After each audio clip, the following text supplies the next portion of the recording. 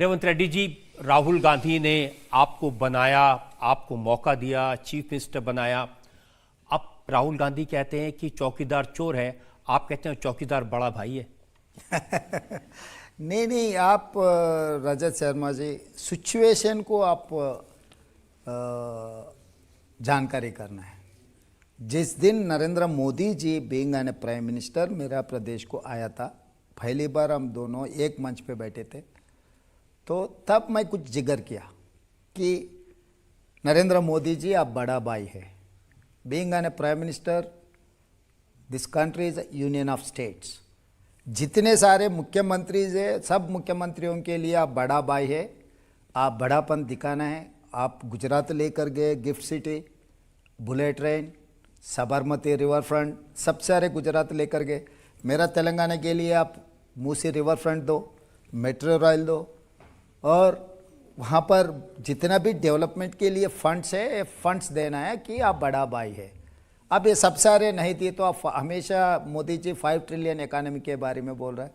तो मैं ये कहा 5 ट्रिलियन इकानमी अगर हिंदुस्तान पहुंचना है तो हिंदुस्तान में 5 मेट्रोपॉलिटन सिटीज़ है, दिल्ली, मुंबई, बेंगलोर, हैदराबाद, कलकत्ता। तो Hyderabad is one of the metropolitan city. अगर 5 ट्रिलियन इकानमी के लिए रीच होना है तो हिंदुस्तान, वहाँ पर आईटी, फार्मा, अदर सेक्टर्स में इन्वेस्टमेंट देना है। तो मोदी जी हमारे तेलंगाना को इतना अन्याय कर रहे हैं कि जितने भी प्रोजेक्ट तेलंगाना में आ रहे हैं, डरा के धमका के वो गुजरात लेकर जा रहे हैं। इसीलिए मैं याद दिलाया, आप बड़े भाई जैसा हर प्रदेश मुख्यमंत्री को आप मदद देना है। इसीलिए मैं ये बात कहा, वो situation that is not a political party meeting, it's only government. तो कभी भी केंद्र और राज्य सरकार में एक अच्छा एटमॉस्फेयर, एक अच्छा रिलेशन रहना, इंस्टीट्यूशन से मैं लड़ना नहीं चाहता हूँ, गवर्नर से, प्रधानमंत्री से या केंद्र सरकार से।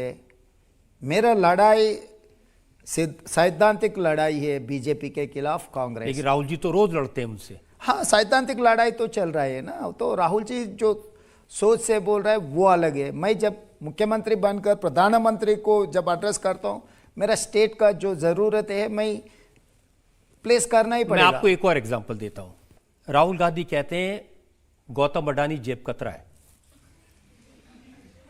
अडानी चुपचाप आपकी जेब काट लेते हैं, और आपने अडानी को मुख्यमंत्री बनते ही 12,400 करोड़ रुपए के प्रोजेक्ट दे दिए।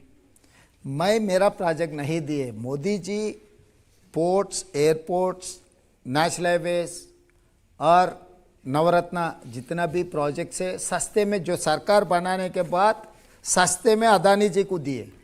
मैं जो अदानी जी के जेब भरकर पैसे है, वो पैसे लेकर मेरा स्टेट में इन्वेस्टमेंट करवाया। मैं मेरा स्टेट का प्रॉपर्टी कुछ नहीं दिए। मैं उनका पावर सेक्टर में, आर्टिफिशियल इंटेलिजेंस सेक्टर में उनका इन्वेस्टमेंट लिए। तो इन्वेस्टमेंट कोई भी हो, लेवल प्लेइंग फील्ड में इक्वली देना चाहता हूँ। अदानी भी हो, अंबानी भी हो, टाटा हो, बिरला हो, और कोई हो। तो मेरा स्टेट में जो इन्वेस्ट करने के लिए, जो एम्प्लॉयमेंट क्रिएट करने के लिए मेरा स्टेट को आएंगे, मैं सबको लेवल प्लेइंग फील्ड इक्वल में देना चाहता हूँ। इसी के वजह से अदानी डिस्क्वालिफिकेशन कुछ नहीं है। अदानी ब्रांड का मतलब डिस्क्वालिफिकेशन नहीं है, मगर out of the way favour भी नहीं करना चाहता हूं। लेकिन राहुल जी के दिल में तो पिछले 10 साल से अडानी जी नहीं है। सही है। मैं राहुल, वो कहते हैं कि टीवी खोलो तो अडानी को पैसा जाएगा, पेट्रोल डलवाओ तो अडानी को पैसा जाएगा, हवाई जहाज में जाओ तो अडानी को पैसा जाएगा। हाँ, सरकार कॉन्ट्रैक्ट दे रहे। आप जो बोल रहे सही है, राहुल जी जो बोला है वो सही है, क्योंकि सरकार सस्ते में उनको दे रहा है और आप उनको फेलिसिटेट कर रहे हैं। देखिए ये तस्वीर मेरे पास में है। आप वेरी नाइस, अच्छी तस्वीर है। मिस हो गए, मैं निकाल के रखता हूँ। मैं बंद कमरे में तोड़ी मिला अदानी जी से, आम कुले जनता के सामने मिला था। मैं उनको इनवाइट किया, मेरा प्रदेश में इन्वेस्टमेंट करो, आपके पैसे ले आओ, तेलंगाना में लगा दो। आप रजत शर्मा जी, अगर आप भी कुछ इन्वेस्टमेंट करना है तो you are most welcome to Telangana. क्योंकि मैं being an chief minister, I have to invite investments, I have to create employment in my state. नहीं, बाकी लोगों से आप करते, टाटा से करते, बिरला से करते, तो इसलिए प्रॉब्लम नहीं होती। लेकिन हम तो रोज देखते हैं, राहुल जी कहते हैं बीजेपी को जहां मौका मिलता है जमीन छीनकर अडानी को दे देती है। उनके दिमाग में तो ऐसी पिक्चर है जैसे अडानी ने इस देश को लूट के खा लिया। तो जो आदमी देश को लूट के खा रहा है वो तेलंगाना में बड़ा इन्वेस्टर बन जाए, ये कैसे होगा? मैं लूट नहीं दूंगा, क्योंकि मैं हूं, आप रेवंत लूट रेड्डी है लोगे वहां उसको? पर। नहीं रजत शर्मा जी, वहां पर तेलंगाना में रेवंत रेड्डी है, किसी को लूटने नहीं देंगे हम तेलंगाना को।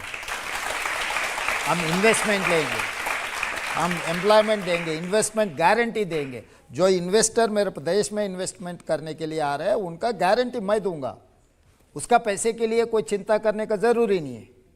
तो investment guarantee is something different from looting public money. So I am there to protect my people.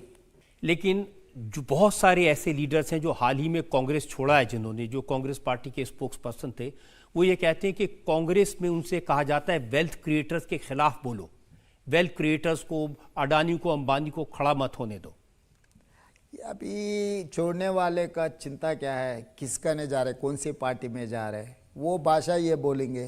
क्योंकि अगर इन्फोसिस छोड़कर अगर विप्रो में गए तो विप्रो के भाषा ही बोलना पड़ेगा कि आप जो पार्टी में जा रहे हैं। अब राजनीति थोड़ी छोड़कर चले गए, एलिवेशन के लिए, प्रमोशन के लिए, केसों से बचाने के लिए ये लोग जब पार्टी छोड़कर जा रहे हैं, पार्टी को दो चार पार्टी के खिलाफ बोलने के लिए बोल देंगे। उनका जो भी माँ बाप है वो ऐसे ही कह देंगे कि भाई तुम्हारा पार्टी को गाली देकर आओ, तभी आपको बड़ा कुर्सी देंगे। तो ये कौन सी राजनीति है?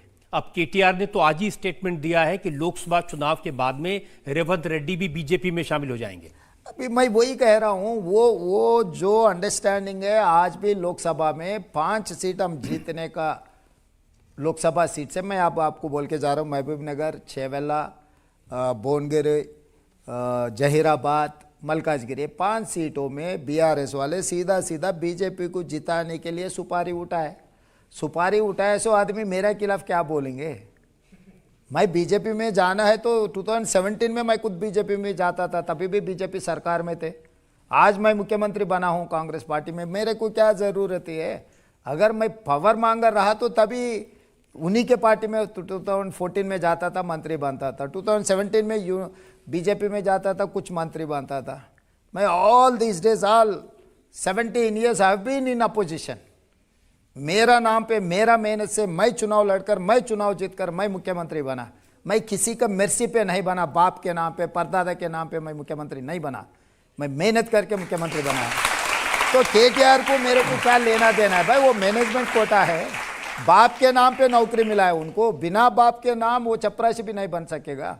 वो मेरे खिलाफ क्या बोलने वाले?